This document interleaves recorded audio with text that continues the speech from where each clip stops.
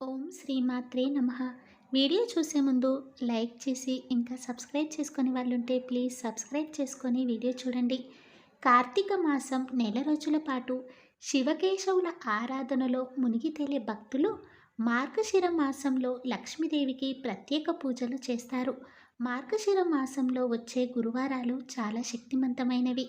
ఎందుకంటే మార్గశిర మాసంలో వచ్చే గురువారాలను లక్ష్మీ వారాలుగా భావిస్తారు. డిసెంబర్ 2వ తేదీ నుంచి మార్గశిర మాసం ప్రారంభమవుతుంది. ఈ నెలలో వచ్చే గురువారాల్లో మహాలక్ష్మిని పూజిస్తే అప్పుల బాధలు తొలగిపోయి సిరి సంపదలు కలుగుతాయని పురాణాల్లో వివరించారు. సాధారణంగా శుక్రవారం రోజున లక్ష్మీ పూజలు చేస్తూ ఉంటారు. అయితే మార్గశిర మాసంలో వచ్చే గురువారాలకు అత్యంత ప్రాధాన్యత ఉంటుంది. కాబట్టి ఈ మార్గశిర మాసంలో ప్రతి గురువారం రోజున ఎవరైతే లక్ష్మీ వ్రతాన్ని ఆచరిస్తారో అలాంటి వారికి వాళ్ళ ఇంట్లో లక్ష్మీదేవి తిష్ట వేసుకొని కూర్చుంటుంది. జీవితాంతం డబ్బు కష్టాలు లేకుండా విపరీతమైన ధనలాభం కలుగుతుంది. అంతటి శక్తి ఈ లక్ష్మీ వారాలకు ఉంటుంది. కాబట్టి మార్గశిర మాసంలో వచ్చే గురువారాల్లో లక్ష్మీదేవిని ఎలా పూజించాలి, ఎన్ని వారాలు పూజించాలి, పాటించాల్సిన నియమాలు ఏంటో ఇప్పుడు మనం ఈ వీడియోలో తెలుసుకుందాం. ముందుగా ఈ వీడియోకి ఒక లైక్ కొట్టి మన ఛానల్ని సబ్స్క్రైబ్ చేసుకోండి. ఈ మార్గశిర మాసంలో మొత్తం 4 గురువారాలు వచ్చాయి. ఈ 4 గురువారాల్లో లక్ష్మీ వ్రతాన్ని ఆచారం చేస్తే దీర్ఘ సుమంగళి ప్రాప్తి వరిస్తుంది. అలాగే భర్త సంపద విపరీతంగా పెరుగుతుంది. మీ ఇంటి ఆదాయం పెరిగి మీరు ధనవంతులు అయ్యే అవకాశం ఉంటుంది. 4 గురువారాల్లో లక్ష్మీదేవిని పూజించడం కుదరకపోతే కనీసం ఏదో ఒక గురువారం నాడు భక్తి శ్రద్ధలతో లక్ష్మీదేవిని పూజించండి. లక్ష్మీదేవి కటాక్షం మీ కుటుంబంపై ఖచ్చితంగా ఉంటుంది. మార్గశిర మాసంలో డిసెంబర్ 5వ తేదీన మొదటి గురువారాన్ని మొదటి లక్ష్మీవారం అని అంటారు.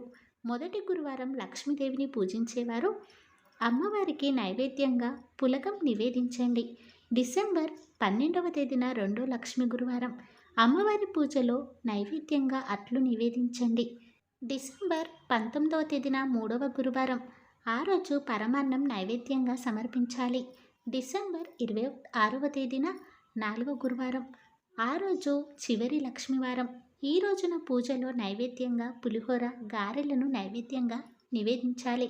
కాబట్టి ఈ మార్గశిర మాసంలో వచ్చే ప్రతి గురువారం నాడు సూర్యోదయానికి ముందే నిద్రలేచి చన్నీటితో తలస్నానం చేసి ఇల్లంతా పసుపు నీళ్లు చల్లుకొని ఇంటి గుమ్మానికి పసుపు రాసి మామిడి తోరణాలు కట్టి ఇంటి ముందు కలకలలాడే ముగ్గులు వేసుకోవాలి. ప్రతి గురువారం రోజున మీ ఇంటి గుమ్మం అందంగా ఉండాలి. అప్పుడే మీ ఇంట్లోకి లక్ష్మీదేవి అడుగు పెడుతుంది. తర్వాత పూజ గదిని కూడా శుభ్రం చేసుకొని దేవుడి ముందు ముగ్గు వేసి పూజకు అన్ని సిద్ధం చేసుకోవాలి. మార్గశిర మాసంలో ఇంట్లో పూజ చేసేవారు పూజ గదిలో తప్పనిసరిగా అక్షింతలు పెట్టుకోవాలి. అలాగే ఒక చిన్న తాబేలు విగ్రహాన్ని తెచ్చుకొని మీ పూజ గదిలో పెట్టుకోండి. తాబేలు అంటేనే విష్ణు స్వరూపం. విష్ణుదేవుడు ఎక్కడ ఉంటాడో అక్కడ లక్ష్మీదేవి తాండవిస్తుంది. కాబట్టి మీరు చేసే పూజలకు లక్ష్మీదేవి సంతోషించాలంటే ఒక చిన్న తాబేలు విగ్రహాన్ని పూజ గదిలో పెట్టుకోండి. అన్నిటికన్నా ముఖ్యంగా ఈ మార్గశిర మాసంలో ఒక లక్ష్మీదేవి విగ్రహాన్ని కానీ లక్ష్మీదేవి చిత్రపటాన్ని కానీ తెచ్చుకొని పూజ గదిలో పెట్టుకుంటే మీ ఇల్లంతా ఐశ్వర్యంతో నిండిపోతుంది. ఈ మార్గశిర మాసంలో ఎవరైతే లక్ష్మీదేవి విగ్రహాన్ని తెచ్చుకుంటారో అలాంటి ఇళ్లల్లో ఖచ్చితంగా లక్ష్మీదేవి తిరుగుతూ ఉంటుంది.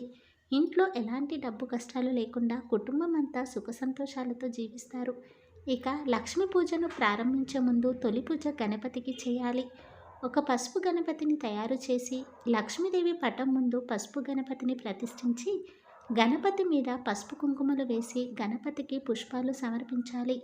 ఇలా గణపతి పూజ పూర్తి చేసిన తర్వాత లక్ష్మీదేవి పటాన్ని గులాబీ పూలతో అలంకరించాలి. ఎర్ర గులాబీ పూలు అంటే లక్ష్మీదేవికి చాలా ఇష్టమైన పూలు. కాబట్టి ఎర్ర గులాబీలతో లక్ష్మీదేవిని పూజిస్తే డబ్బు కష్టాలన్నీ తొలగిపోతాయి. ఇలా అమ్మవారిని అలంకరించుకొని లక్ష్మీదేవి పటం ముందు దీపారాధన చేయాలి. అన్ని దీపాల కంటే పిండి దీపం చాలా శ్రేష్టమైనది. లక్ష్మీ పూజలో పిండి దీపాలు వెలిగిస్తే అంతులేని ఐశ్వర్యం కలుగుతుంది. కాబట్టి బియ్యం పిండితో ఒక పిండి ప్రమిదను తయారు చేసి దీపానికి కుంకుమ బొట్లు పెట్టి పిండి ప్రమిదలో ఆవు నెయ్యి పోసి 5 ఒత్తులతో దీపం వెలిగించాలి. ఇలా పిండి దీపం వెలిగించిన తర్వాత ముందుగా దీపానికి నమస్కారం చేసుకోవాలి. అమ్మవారికి ప్రీతికరమైన నైవేద్యం సమర్పించి ధూపదీప నైవేద్యాలతో అమ్మవారిని పూజించాలి. చివరగా లక్ష్మీదేవికి హారతి ఇచ్చి లక్ష్మీదేవికి నమస్కారం చేసుకొని 5 ప్రదక్షిణాలు చేసి తలపైన అక్షంతలు వేసుకొని పూజను ముగించుకోవాలి. ఈ గురువారాల్లో అమ్మవారిని పూజించేవారు శ్రీ మహాలక్ష్మి అష్టోత్తరం లేదా కనకధార స్తోత్రం జపించవచ్చు.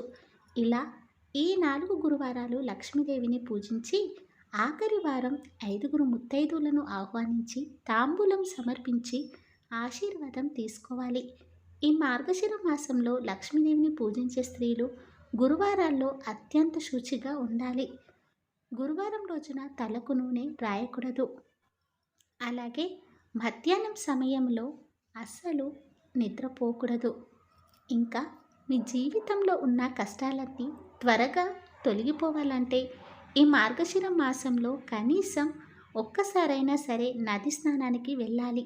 నది స్నానం చేయలేని వారు స్నానం చేసే నీటిలో కొంచెం గంగాజలం వేసుకొని స్నానం చేస్తే మీ జీవితంలో ఉన్న కష్టాలన్నీ తొలగిపోతాయి.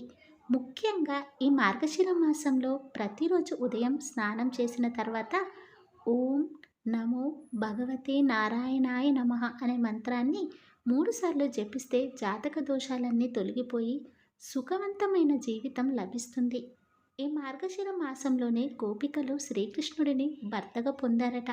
కాబట్టి వివాహం కాని అమ్మాయిలు ఈ నెల రోజుల పాటు శ్రీకృష్ణుడిని పూజిస్తే మీరు కోరుకున్న వ్యక్తితో శీఘ్రంగా వివాహం జరుగుతుందని విశ్వాసం. లక్ష్మీనారాయణుడికి ప్రీతికరమైన ఈ మార్గశిర మాసంలో గురువారం చేసే లక్ష్మీ పూజకు చాలా విశిష్టత ఉంటుంది. కాబట్టి విష్ణువుకు ఎంతో ఇష్టమైన ఈ మాసంలో లక్ష్మీ పూజలు చేసేవారికి సకల శుభాలు కలుగుతాయి. ఓం శ్రీమాత్రే నమః.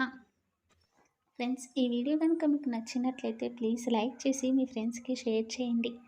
అలాగే మా కొత్త వీడియోస్ మీకు వెంటనే చేరాలంటే మన ఛానల్ని సబ్స్క్రైబ్ చేసుకొని పక్కనే ఉన్నటువంటి బెల్ ఐకాన్ని ప్రెస్ చేయండి. ధన్యవాదములు. Thank you.